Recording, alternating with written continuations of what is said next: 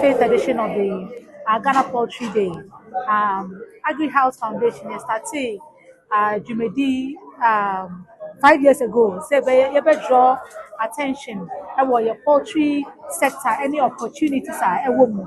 And now most importantly, any your friends say beyond drawing attention on the opportunities, never say am I or who say a sign declining when it comes to growth, when it comes to investment, and when it comes to the youth way getting themselves involved in the poultry sector due to the many challenges sector facing. But we are glad, say, 5 years down the lane, at least, that we've been able to draw that attention to the poultry sector. Your policy makers, MPs, we leaders of institutions, all over together.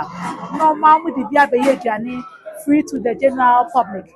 This year, we are still driving the same advocacy, but what we are adding on, I think say your president I can't go Nkoko Nkitikiti. We believe say the private sector we also have a role to play. It's beyond just coming to eat grilled chicken, cooked chicken and food for free. We are also encouraging everybody to say, "Be a baby, remember the package of day-old chicken." Now we're starting with here. You say, drop back to the old times how we're celebrating Christmas, and beyond that, how our household was secured. We had household food security in those days. We had our own backyard garden, and we had our own small poultry farm. That is where we want to go back to ensure, say, we have household food security, and then we ensure that the youth in particular we get to appreciate the diverse opportunities within the sector. But most important also for us, we are driving the Royal in Agri-Booster initiative. We are working with our queen mothers who are part of the network across the 16 regions. We are they all chicken. The Breoma agree say mobilizing youth about 100 from each of their communities. It's a bit more almost to empower them. Now through that, we will also champion the growth of the poultry industry within at the community level. So these are the things that we want to achieve for this year to ensure so be obeba hobiano obenya ne Nkoko Nkitikiti akofie through our queen mothers and the Royal in Agri Booster program, the best supporting communities, the youth at the community level with their own chicken. Now you are driving attention more for the youth to also we appreciate the diverse opportunities. We believe that with that, we can a bit. I think a lot of discussion have gone on today. Now, beating importation, very, very a bit challenging. But we believe say we can start from our household. So be our statistical we are saying poultry, we are saying farm monifia. We believe say a bit with household food security. Then we can see what we can do at the national level and how it can also influence economic growth. Thank you. Naya, enti fit one ya tete say saya be ye holiday dio. Nti se 1st July say holiday dia. Ene na ke se Ghana Poultry Day no e be ye kese pa fi say holiday wutu fie ye den esese wo ba. Ye de niema bebre bi e be hyehyem.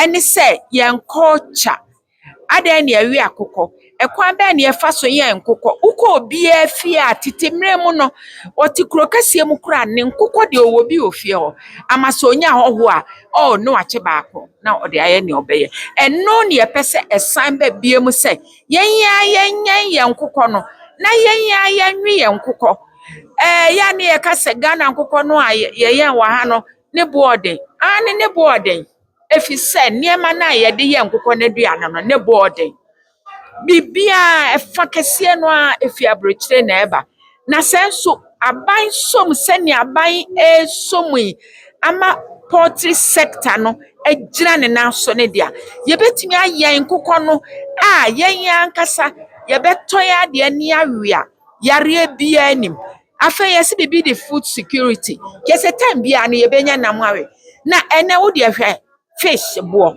na hwe na ntwinam bo aponchi odwan protein na wo yenya wom no wo de ka akokọ de ho a eye cheap ansa na kosua so de aba cheap enti ye pe protein a efo na ahoɔden wom ɛkyɛn protein a ɛba abɛma yɛ yare enti saa this year planning committee ne ayɛ gyina so ne sɛ obi amra brana betie sentre sese owe Ghana akokɔ brana betes yɛde nkokɔ ne bebreba farmers ne maye nkokɔ Amas farm se maye nkokɔ Boris B maye nkokɔ Rockland maye nkokɔ ye betoto ne anoa ne ache yɛde ayɛ nkwan yɛde ayɛ nnuane a yɛyɛ no regions ne nyina na wo de bra betes utesi wi a bisa ho question say na akokɔ wei moyɛ ne sa akokɔ nkwan wei akokɔ a mototo yɛ mu yɛ ne sɛn ɛno ne yɛpɛ sɛ obi amfiri hɔ nkɔ no na wanya biribi akuta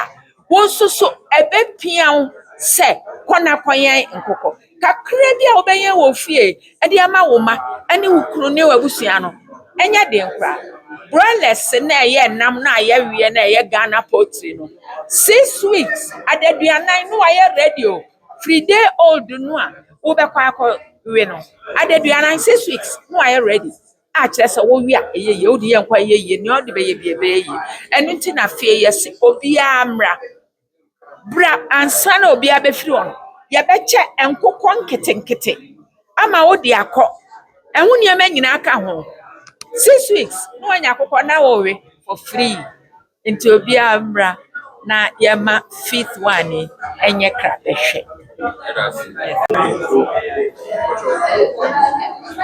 Ozikanma Bapeda Mabo Agrihouse about the wine bouquet there. I feel our trees or I feel do ya one botany there. Obama Nkoko Nkitikiti Ghana for our 1 hour Ghana so pede worry akoko ana zabroni besi any poultry product although yes one year in Ghana ha it is so ya akoko so ya confirm multibian or 1 year in Ghana ha na na yo coconut grove when you there I feel coconut grove beach resort when you 30 years Coconut Grove Regency when you're 25 years. Now, what I'm after Abrabo in Apupa 1 year in Ghana. I had to meet to an amount Yako farm Hoya Koshe on shareholders. Why insist there or there? Yes, my young customers.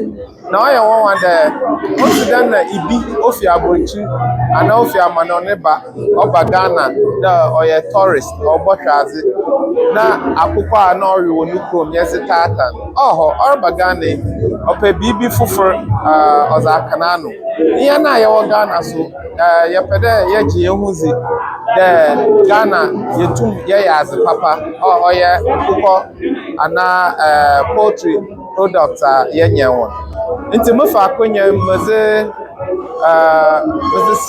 one hour hospitality industry from the least being the guest house, no disrespect to the highest graded star, 5-star, one bomb was in our use locally produced chicken. Na yɛreka dɛm so bɛpɛdɛ wohu dɛ Coconut Grove yɛ try over 30 years experience locally produced chicken na use nti ɔyɛ adze papa and then one na wɔnyɛ no kokɔ no so yɛpɛdɛ yɛpa wɔn kyɛw dɛ hotels no ɔyɛ wɔpɛ a certain way ibino wɔpɛ ne srɛ nkotin ibino wɔpɛ na kokɔ nkotin ibino wɔpɛ ne nsa wɔfrɛ no chicken wings ɔyɛ dɛ wɔnyɛ ntena hɔ na yebobom yedwudwu na yehu za wobotum ayɛ amayen na yɛkyerɛ wɔn za wobotum ayɛ amayen osande sika yɛsɛ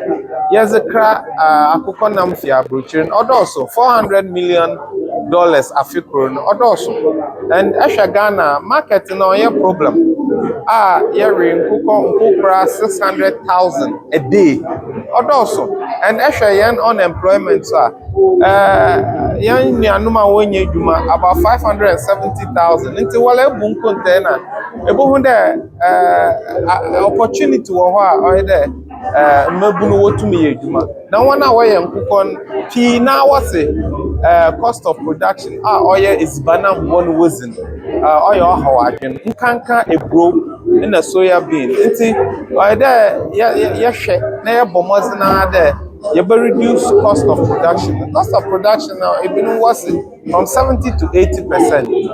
Ntoma able to workers go able to nsu able to up and down na sika ni na wɔahyew. Nti yɛmbɔ mmɔdzen papaapa dɛ dama project a wɔ friend Feed Ghana ɔmampanyin nankasa ɔse ɔbɛfa nkurɔfo 50 nkurɔfo a wɔn mmiɛduru wɔbɛtumi anya nkokɔ 50 ama wɔama yɛn nkokora 4 million ɔyɛ adze papa na ɛhwɛ Mr. Ntim a ɔyɛ Dent family a yɛ Dent farms a na afei otwame otum cross 1 million barrier wɔ broilers nti yɛbɛpa wɔn kyɛw dɛ wɔnhwɛ na yɛnyɛ mo yɛyɛ